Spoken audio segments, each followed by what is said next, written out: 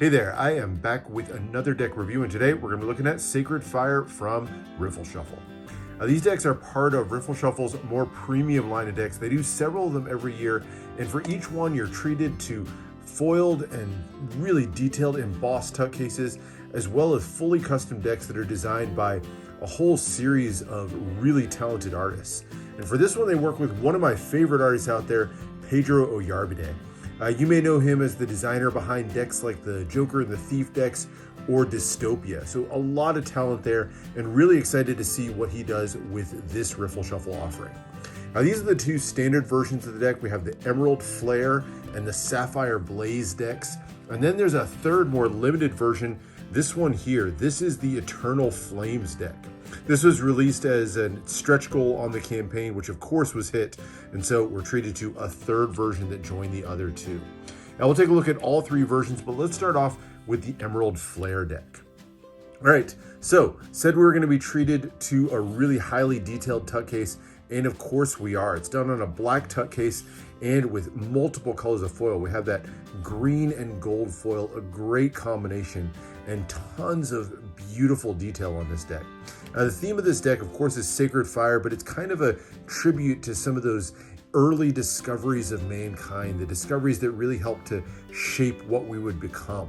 And of course, fire is the most famous and notable of those.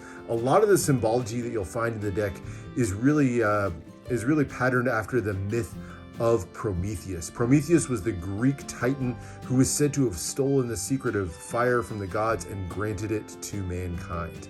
And so you'll see some symbols throughout the deck that are a tribute to that. Now the name of the deck in the middle, kind of deep embossing here, is Sacred Fire, done with kind of a flame-styled font on this one. And then lots of symbols all the way around. I love the green and gold flames that sort of give a shine to the center emblem of the deck. And then in the corners, you'll see 4 eagles. That's one of the first symbols that we'll see that's a symbol of the Prometheus myth. According to the myth, Zeus wanted to punish Prometheus after he stole fire from the gods. And so he chained Prometheus to a rock in a cave and cursed him with an eagle that would come and eat his liver out every single day. But Prometheus was, of course, a titan and therefore immortal, so every day his liver would regrow, only to have it eaten out again by the eagle the next day. Kind of a grotesque punishment that was given to him for his affront to the gods. But beautiful foil on this one. Love the symbols all the way around. And then on the side, it's Sacred Fire with the skull in the middle. Same thing on the other side. You'll see Pedro Oyarbide uses skulls a lot in his artwork. Bottom here has your ad copy, of course mentions Pedro himself as well as RiffleShuffle, and it mentions the deck was made in Taiwan. These were printed by the Taiwan Playing Card Company. And then the top, just a little bit more kind of green and gold flames there, and it says Sacred Fire. It's covered up by that seal. And then the back, this isn't the back design of the cards, but instead features a foiled and beautiful and really unique design on the back. You get the 4 emblems in the corner, little bits of the mythology. Once again, you get the eagle in one corner, that all-seeing eye representing the gods in the other, the fist clutching 2 thunderbolts, of course that's a symbol of Zeus, and then the cave, which I assume is the cave where Prometheus was chained down for his eternal punishment. But the really cool feature here is this circular emblem that features this drawing of 2 doors that are kind of opening up and then revealing that little die cut piece in the side. And you'll see I can kind of move the card in there, but you get the green and gold flames on that foiled card on the inside that are kind of showing through the window. It's a cool finish. I love the doors opening up. You know, some of you guys may know I did the Rattler Gorge decks that are in production now that feature the opening doors. These don't open, but they kind of give a cool 3D effect to them overall. Kind of makes me think of like a Hobbit hole or something like that. But finishes out with this sort of metallic green and gold seal here, an elongated seal with RiffleShuffle, the flaming passageway here in the middle, and numbered out of the run of 2,700 decks. If you open it up, more foil detailing, bones and flames, and then on the inside, a couple more skulls surrounded by flames once again. And you get some fantastic interior printing, an entire scene printed on the inside. You can see the flames here, and a little bit hard to see on the inside here, but maybe able to see the wings there. But I'll put a shot up here where you can see the interior picture, which is a picture of the eagle actually eating out the liver of the eternally punished Prometheus. But really cool interior scene on this one. That finishes out the tut case, always a highlight and really fantastic. And right on top, you'll see the one extra card. This one was it's not an actual playing card. It's kind of a different material, a smoother material, but this fully foiled card that's designed to show through that window in the tut case. Beautiful, multiple colors. You get the gold, the kind of coppery, yellowy gold, and the green to form the flames. A cool extra card, and glad it's included to kind of enhance the tut case there. All right, but now into the main deck, and of course, we'll start with the back design, and here it is. So a mixture of green and kind of a yellowy gold. I'm not sure if this is meant to be a metallic ink, but it's not super shiny like you get with like a USPCC ink, but still a really cool design here. You get the columns in the center surrounding those flames in the middle. And if you look really closely, you'll be able to make out a phoenix head there, another classic fire symbol. The phoenix was said to rise, to burst into flames and then rise from the ashes as it was reborn. You get sacred fire across the banner here, the skull with the wings, the angels on the side, and then all the rest of it kind of filled in with flame designs all the way through. It's a really intricate and a lot going on in this design. I like it a lot of interesting little bits as you kind of let your eyes wander across the entire design. But finishes out with that thin white poker border that's just barely broken by the wings that are flanking that skull there at the top and bottom. So there's the back design. The two jokers, of course, follow the flame theme, featuring a pair of classic jesters, but of course they're surrounded by those green gold flames and holding the torch in their hands. And then just Joker in the corners. Nice artwork, kind of a fun pose that they've got there, and kind of that mirror image so you can kind of see them facing each other there. So there's your two jokers. The power ace is that ace of spades, and it is beautiful. No words on it, but just a huge spade pip that's surrounded by the gold flames all the way around. And then the green, gold, and black design in the middle has so much going on. You get the eyes of the gods above, the skull with the wings on it, and kind of a classic symbol that Pedro Oyarbide uses a lot. And then on the two sides here, you'll see the image of Prometheus once again with his liver being eaten out by the eagle. So very cool design to this one. Love the colors on this one. And you do get a little bit of metallic shine to the gold, just not as shiny as you see with some decks. The other three aces are much more plain in comparison. They feature slightly larger pips, but the red cards are kind of this green and green, so two colors of green. And the black cards feature a classic shape club pip, but it's black with little green flame enhancements inside of it.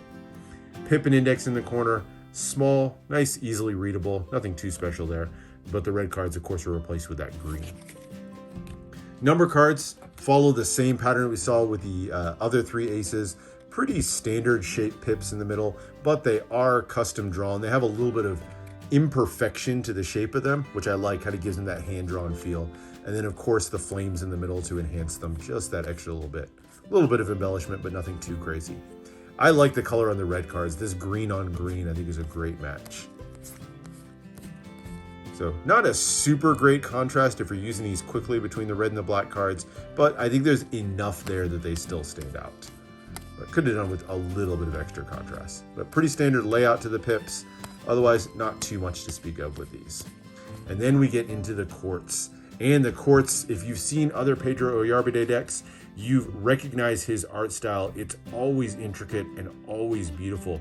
They're definitely inspired by classic royalty, but they're definitely given Pedro's flair. Lots of details and symbols buried in their clothing, including you'll see things like wings or skulls all the way around.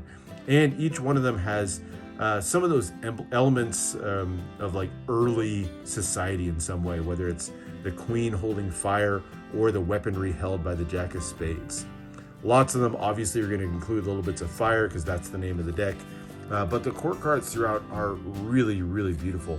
Here's another interesting one. You'll see the flames there, but also a little hut in his hands. Obviously, the discovery of shelter was very key for the early days of civilization.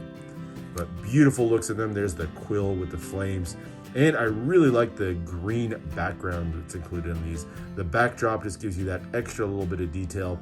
The flames and the sort of I don't know, almost Art Deco style, I don't know, to me, elements in the background.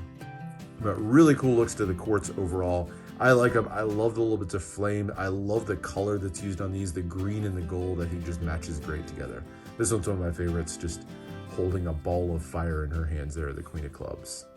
And then into the hearts. So pretty much the same color scheme on the hearts, or on the red cards and the black cards as you go through the deck. And that is it. That is the Emerald Flare version of the deck. Printed by Taiwan Playing Card Company. So the stock on these, I don't know, I see it as kind of a mixture, kind of halfway between like an Expert and a USPCC stock, I guess is the best I could use to compare it. It's a nice soft stock. They handle super well. I'm a big fan of this stock. I am hopeful that we'll see more playing card designers print their decks with Taiwan Playing Card Company. I think they're doing a really great job. But a nice soft stock, nice thin, snappy, just handles really, really well. But anyway, that is just one version of the deck. Let's get a quick look at the other two. So the next one up is going to be the Sapphire Blaze version of the deck. It's the same overall, just done in blue instead of green. And for the tuck case at least, I like this one quite a bit more. That electric blue foil paired with the silver, just a great contrast to this one overall. But otherwise, same designs, just that different foil color, and really shows up great on the interior foiling of this one. Cards as well, very similar, just with a different color. I do like this extra card here. The blues and the silvers really look great. And then here's the background. Not sure what it is, but the background for this one just looks a little bit flatter to me overall. And if I compare it to the green one, I think the green one just feels like it has a little bit more depth. So for me, I like the green cards better, even though I did like the blue tuck case a bit more. And then flipping to the cards themselves, same artwork on these, but again, done in the blue tones instead. So the blue and silver on these. Once again, I don't think these show as much depth or contrast, especially as you get to the court cards. That silver background just doesn't pop quite as much. So while I think these are nice, for the cards, I prefer the green deck a little bit more. Now we'll see you get classic red on the red cards, which is an interesting choice. And looks a little bit odd to me. The red on this one, on the court cards, don't look as nice to me. So overall, it's kind of the same thing over and over again. I don't like the cards or the color on the cards for the blue deck as much as the green deck. I prefer the green deck, but for the tuck case, the blue one really takes it for me. So still a nice deck, but up to you on which one you personally prefer. But that is only 2 of the 3 versions. We have one more to go, and it is the limited version, the Eternal Flames deck. And this one really takes it to the next level.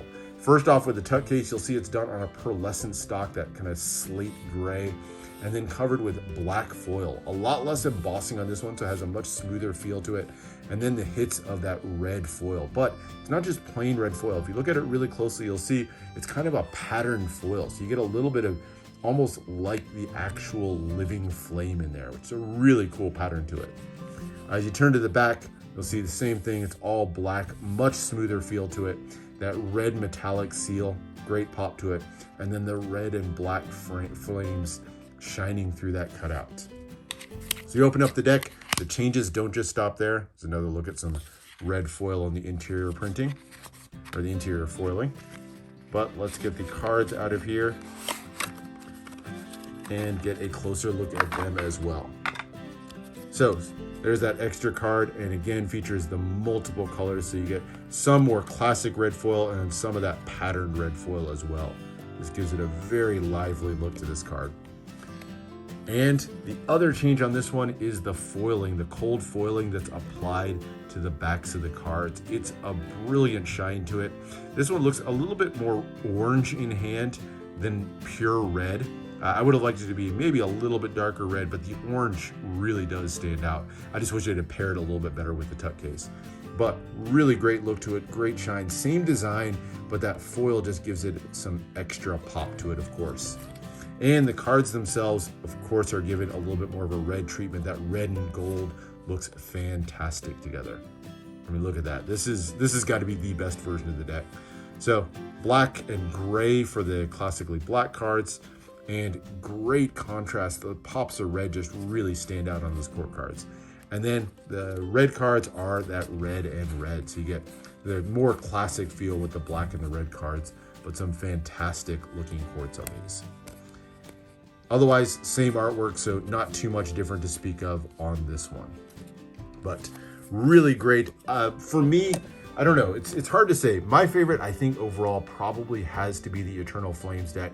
I think that foil on the backs of the cards just really takes it to the next level. But honestly, it's kind of up to you. I don't think you can go wrong with any of the 3 versions of the deck. I think they did a great job on all of them. Pedro is a phenomenal artist, and RiffleShuffle with those premium decks, I know a lot of people say they all start to kind of feel the same, but for me, I love all of them, so can't get enough of them, and I'll keep backing them as long as they keep making them and giving them this kind of quality. So anyway, that's it. That is the look at Sacred Fire from RiffleShuffle and Pedro Oyarbide. Hope you enjoyed, and make sure to subscribe for more deck reviews and unboxings. Let me know what else you want to see, and I'll see you for the next one.